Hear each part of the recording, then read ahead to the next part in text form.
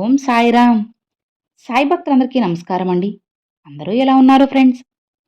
మన సాయినాథుని దయ వల్ల అందరూ బాగుండాలని మనస్ఫూర్తిగా కోరుకుంటూ ఈరోజు ఈ వీడియోనైతే స్టార్ట్ చేస్తున్నాను.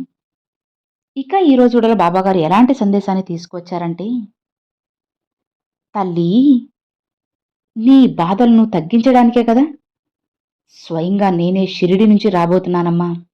ఖచ్చితంగా ఈ రోజు ముగిసేలోపు నువ్వు ఇది వినాల్సిందే, విని తీరాల్సిందే తల్లి. ఇది నీ సాయి ఆజ్ఞ. వినకపోతే నువ్వే నష్టపోతావు. వెంటనే వినమ్మా. నీ జీవితానికి సంబంధించిన ఒక ముఖ్యమైన వార్తను తీసుకువచ్చాను. నిర్లక్ష్యం చేసి వదులుకున్నావంటే తరువాత నువ్వే నష్టపోవాల్సి వస్తుంది. జాగ్రత్తగా విను బిడ్డా అని బాబాగారితో చెప్తున్నారండి. మరి బాబాగారు మనకి ఏం చెప్పబోతున్నారో, అసలు ఈ సందేశం వెనుక ఎలాంటి అర్థం ఉందో, బాబాగారి మాటల వెనుక ఉన్న అర్థం ఏంటో, పరమార్థం ఏంటో, ఇలా ప్రతిదీ కూడా మనం స్వయంగా మన సాయి తండ్రి మాటల్లోనే విందామా? చూడు తల్లి, ఇప్పుడు ఎందుకు ఇంతలా బాధపడుతున్నావు చెప్పు? ఎందుకు ఇంతలా కన్నీరు మున్నీరుగా ఏడుస్తున్నావు? ఏమైంది బిడ్డ? నీ కష్టాలు, సమస్యలు ఇవేనా నిన్ను చుట్టుముట్టేస్తున్నాయి? ఇవేనా నీ కన్నీటికి కారణమయ్యాయి చెప్పు? ఇక అవి తొడవబోతున్నానమ్మా. బిడ్డ, ఇలా చూడు. నువ్వు నన్ను ప్రేమగా సాయి అని పిలిచావు కదా, అందుకే నేను పరుగు పరుగున షిరిడి నుంచి వచ్చేశాను.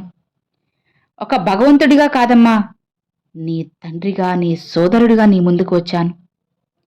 నీ ఆత్మను పట్టుకుని నిలిపేవాడిగా నీ ముందుకు వచ్చాను. నీ గుండెలో ఉన్న బాధను, నీ కళ్ళలో ఉన్న కన్నీటిని చూడలేక నీ ముందుకు వచ్చేశాను తల్లి. నీ లోపల నుంచి వచ్చిన ఆ చిన్న పిలుపు, అది పూర్తిగా నా హృదయాన్నే కదిలించేసింది. కాసేపు కూడా నన్ను నిదానంగా కూర్చొనివ్వడం లేదు. చూడమ్మా, కాసేపు నీ మనసు నిశ్శబ్దంగా ఉంచు. నేను చెప్పేది కాస్త మనసు పెట్టి విను చాలు. ఇది నీ గురించి, నీ జీవితం గురించి, నీ కన్నీళ్ల గురించి. ఎందుకు తల్లి ఏడుస్తున్నావు? నువ్వు ఏంటో నీకు తెలియక ఏడుస్తున్నావా? నీ బాబాకి తెలియడం లేదని ఏడుస్తున్నావా? లేక ఈ ప్రపంచమే నిన్ను అర్థం చేసుకోలేకపోయింది అని బాధపడుతున్నావా చెప్పు? ఎందుకమ్మా ఈ కష్టాలన్నీ నాకే ఎందుకు? ఈ బాధలు ఎందుకు? అసలు నేను ఏం తప్పు చేశాను అనే మాటలు ఎన్నిసార్లు నీ గుండెల్లో తిరిగాయో నాకు తెలుసు. అలానే నువ్వు ఎన్ని నిద్రలేని రాత్రులు ఒంటరిగా నిశ్శబ్దంగా కన్నీళ్లు పెట్టుకున్నావో నేను చూశానమ్మా. ఇక ఆ కన్నీళ్లు నేలపై పడకముందే నేను తుడిచేస్తాను తల్లి. నువ్వు పడుకున్న మంచం ఎన్నిసార్లు నీ కన్నీటితో తడిచిందో ఎవ్వరికీ తెలియకపోవచ్చు. నీ పక్కన ఉన్న వాళ్ళకి కూడా తెలియకపోవచ్చు. కానీ ఒక తండ్రిగా నాకు తెలుసు తల్లి. నేను చూశాను. ఇదిగో ఇప్పుడు కూడా నువ్వు నిజాయితీగానే ఉన్నావు. అదే కదా నీకు ఒక పెద్ద సమస్యగా మారిపోయింది. ఈ ప్రపంచం నీ నిజాయితీను ఉపయోగించేసుకుంటుంది. నీ నమ్మకాన్ని ఆయుధంలో మార్చుకుంది. మిగతా వాళ్ల కోసం పనిచేశావు, వాళ్ల కోసం పరిగెత్తావు, వాళ్ల కోసం అన్నీ వదులుకున్నావు. కానీ నీకు కష్టం వచ్చినప్పుడు మాత్రం ఎవ్వరూ రాలేదే. అందరి మాటలు విని విని ఎటూ నువ్వు వెళ్ళలేని దారిలో అక్కడే ఉండిపోయావు. నిలకడ లేకుండా అక్కడే ఆగిపోయావు. నువ్వు నీకోసం కాకుండా ఇతరుల కోసం కష్టపడి సంపాదించావు. అదే నీకు కష్టం వస్తే ఎవరూ కూడా ఎందుకు రాలేదు? ఎందుకు నువ్వు అందరికీ సాయం చేసినా సరే నువ్వు ఒంటరివయ్యావు చెప్పు? ఎందుకో చెప్పనా? నీ మంచితనం వారి సౌకర్యానికి అలవాటైంది. కానీ నీ బాధ వాళ్ళకి భారంగా ఉంది. అందుకే నిన్ను ఒంటరిని చేశారు. నీ దగ్గర డబ్బు ఉన్నప్పుడు నవ్విన వాళ్ళు నీ దగ్గర డబ్బు లేని రోజున మాయమయ్యారు. ఇప్పుడు నువ్వే ఆలోచించుకో, అర్థం చేసుకో. ఎవరు ఎలాంటి వాళ్ళో నువ్వే తెలుసుకో అమ్మా. నీ ఆనందంలో ఉన్నవాళ్ళు నీ కన్నీళ్లలో కనబడరు. అందుకే చెబుతున్నాను విను. నీకు మార్గం చూపడానికే వచ్చాను. డబ్బే శాశ్వతం అని బ్రతికే మనుషుల మధ్య నుండి నువ్వు ముందు బయటికి రా తల్లి. డబ్బే శాశ్వతం అనుకునే వాళ్ళ దగ్గర మనసు ఉన్నవాళ్ళకి స్థానం ఉంటుంది అని ఎలా అనుకుంటున్నావు చెప్పు? అక్కడ అంతా కూడా డబ్బుతోనే ఉంటుంది. మంచి వాళ్ళకి ఏమాత్రం కూడా స్థానం ఉండదమ్మా. ఇక నువ్వు కోల్పోయింది మనుషులు కాదు, నీ ప్రయాణంలో అవసరం లేని నీడలు మాత్రమే. వాళ్ళు పోవడం నీ అపజయం కాదు, నీ మార్గం అనేది మంచిగా మారుతుంది అని తెలుసుకో. నీపై పడిన బాధలు అవి నీ శత్రువులు కాదు. నీకు ఎవరూ చెప్పని నిజాన్ని నేను చెబుతున్నాను విను. నీ ఆత్మ ఎంత పెద్దదైతే అంత పెద్ద పరీక్షలు నీకు వస్తాయి తల్లి. నువ్వు అనుకుంటున్నావు, బాబా నా వయసు చాలా చిన్నదే కదా, మరి నా పరిస్థితి ఎందుకు ఇలా ఉంది, ఎందుకు ఇన్ని కష్టాలు అని అంటున్నావు కదా. చూడమ్మా, కష్టాలు సమస్యలనేటివి వయసును చూసి రావు తల్లి. కష్టాలు నిన్ను దెబ్బ కొట్టడానికి కాదు, కష్టాలను ఎవరైతే భరించే బలముంటుందో వాళ్లనే వెతుక్కుంటూ కష్టాలు నీ దగ్గరికి వచ్చేశాయి. గుండెల్లో మాటలు నిలవనప్పుడు నోరు మాత్రమే కాదు, ఆత్మ కూడా ఏడుస్తుంది. నీ ఆత్మ ఏడ్చిన రాత్రులన్నీ కూడా నాకు వినిపించాయి తల్లి. నువ్వు ఎన్నిసార్లు నీతో నువ్వు చెప్పుకున్నావో నాకు తెలుసు. ఇది ఎప్పుడు ముగుస్తుంది బాబా, ఎందుకు నా జీవితంలో నాకు మాత్రమే ఇలా జరుగుతుంది అని అనుకుంటున్నావు కదా. బిడ్డా, నువ్వు అనుకున్నట్లుగా ఏమీ అయిపోలేదమ్మా. ఈ జీవితం ఇక్కడితో అంతమైపోలేదు. నీకు మంచి జీవితాన్ని నీ బాబా ఇవ్వబోతున్నారు. ఇది నీ సాయి నీకు ఇచ్చే మాట తల్లి. కేవలం నీ సాయి మాట కోసంగా నువ్వు కాస్త ధైర్యంగా నిలబడి ఉండు చాలు, అన్నీ మారుతాయి. నీ కథ ఇక్కడతో పూర్తయిపోయింది అని నువ్వు అనుకుంటున్నావు, కానీ ఇది మలుపు మాత్రమే. న్యాయం నెమ్మదిగా నీ ముందుకు వస్తుంది. ఎందుకంటే అది శాశ్వతం కావాలి కాబట్టి. మంచితనాన్ని నమ్మున నువ్వు ఎప్పుడూ కూడా నీకు మంచే జరుగుతుంది బిడ్డ. మంచితనాన్ని అందరూ ఆసరాగా తీసుకుని వాడుకున్నారు కదా. నీ నిశ్శబ్దాన్ని బలహీనంగా అనుకున్న వాళ్ళు, నీ సహనాన్ని మూర్ఖత్వం అనుకున్న వాళ్ళు, నిన్ను బాధ పెట్టిన వాళ్ళు, నీ జీవితంతో ఆటలాడిన వాళ్ళు, నిన్ను చూసి నవ్విన వాళ్ళు, నీ ఓటమి తమ విజయంగా భావించిన వాళ్ళు, వాళ్ళందరూ ఒకరోజు నీ ముందు తల వంచుతారు. ఆ రోజు వస్తుంది, అందరూ తమ సమయాన్ని పొందుతారు, కానీ అది నువ్వు చూడాలా చూడకూడదా అనే దాన్ని నేను నిర్ణయిస్తాను. దేనికైనా సరే తల్లి, బాధపడే హృదయం ఎక్కడైనా సరే తప్పు చేస్తే ఆగిపోతుంది. ఇతరుల కష్టాలు చూస్తే పరుగున నువ్వే పరిగెడతావు. అదే నీకు కష్టం వస్తే ప్రపంచమంతా కూడా ఎక్కడో మాయమైపోయినట్లు, కళ్ళంతైపోయినట్లు అనిపిస్తుంది. ఇది నీకు కాస్త కఠినంగా, చేదుగా, బాధగా అనిపించినా సరే ఇదే నిజమమ్మా. నీకు ధైర్యం చెప్పడానికి ఎవ్వరూ లేరు. అందుకే షిరిడి నుంచి నేనే వచ్చాను తల్లి. నేను చెప్తున్నాను కదా, ఎన్ని అడ్డంకులు వచ్చినా, ఎవరు తోడుగా లేకపోయినా, ఎవరు నిన్ను అర్థం చేసుకోలేకపోయినా సరే నిన్ను నేను నిలబెడతాను. అవునమ్మా, నిన్ను ఎత్తుకు నేను నిలబెడతాను.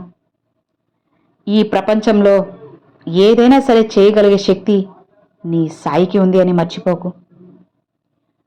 నువ్వు బలహీనుడివి కాదు తల్లి, ఎంతో ధైర్యవంతుడివి. అవునమ్మా, అలసిపోయిన ధైర్యవంతుడివి నువ్వు.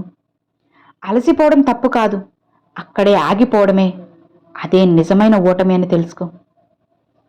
నేను వాళ్ళని నమ్మి తప్పు చేశాను బాబా, ఎందుకు నా మంచి మనసుని అడ్డు పెట్టుకుని వాళ్ళు ఇలా నన్ను బాధ పెట్టారు అని నువ్వు అనుకుంటున్నావు. కానీ నీ మంచితనం తప్పు కాదమ్మా, వాళ్ళు దాన్ని అర్థం చేసుకోలేకపోయారు. నువ్వు మంచి మనసుతో ఉన్నావు, అది నీ శాపం కాదు, ఒక వరం. ఇక నీకు అర్హులైన వాళ్ళు రాలేదు, అంతే. నీ ఆత్మలో ఇంకా అగ్ని ఉంది, దాని జీవితం కొన్ని సంవత్సరాలు కప్పేసింది, అంతేనమ్మా. అది ఆరిపోలేదు. అదే అగ్ని నిన్ను మళ్ళీ మళ్ళీ కూడా నిలబెడుతుంది, మళ్ళీ మళ్ళీ నడిపిస్తుంది, ప్రకాశింపజేస్తుంది కూడా. మొదటిసారి కాదు, ఇప్పుడు కాదు, రెండోసారి కాదు, మూడోసారి కాదు, ఎన్నిసార్లు పడ్డా సరే నువ్వు లే తల్లి, లేస్తావు. నీ బాబా నిన్ను పట్టుకొని లేపుతారు. నిన్ను విజయం వైపు నడిపిస్తారు.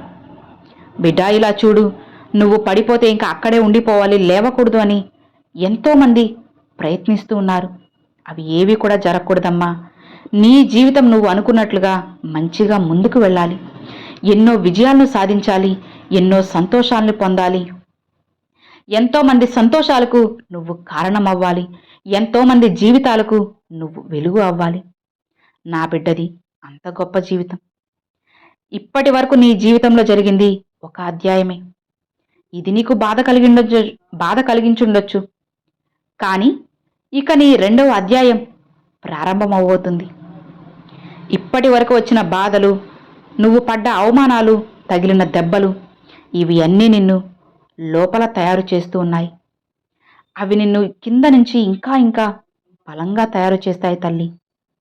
ఇక నిన్ను అంత సులువుగా ఎవ్వరూ కూడా విరక్కొట్టలేరు.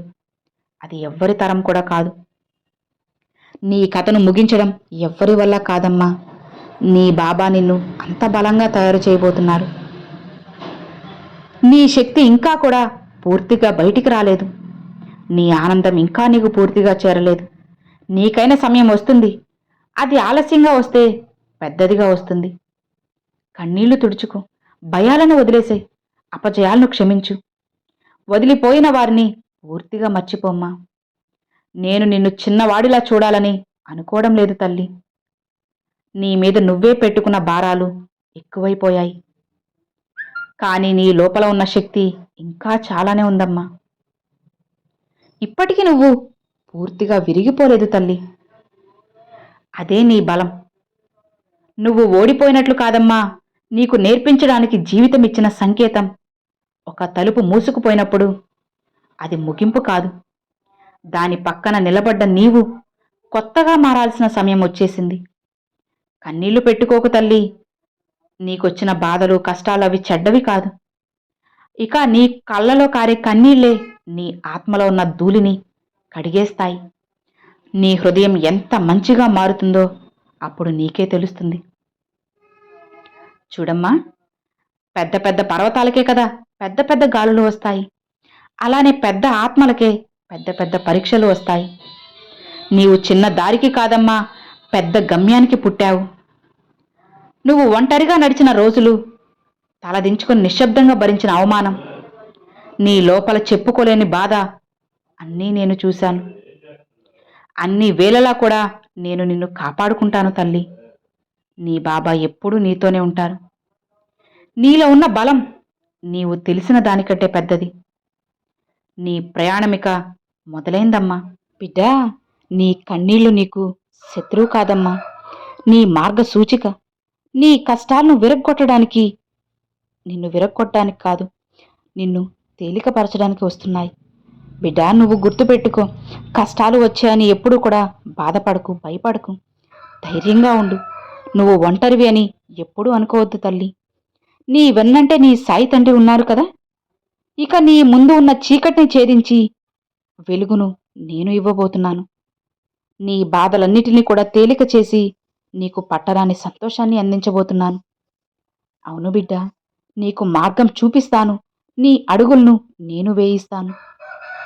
ఎవరైతే నిన్ను ఇబ్బంది పెట్టారో ఇక వాళ్ళ దగ్గరే, వాళ్లే నీ వద్దకు వచ్చి నిన్ను సాయం కోరేలా చేస్తాను.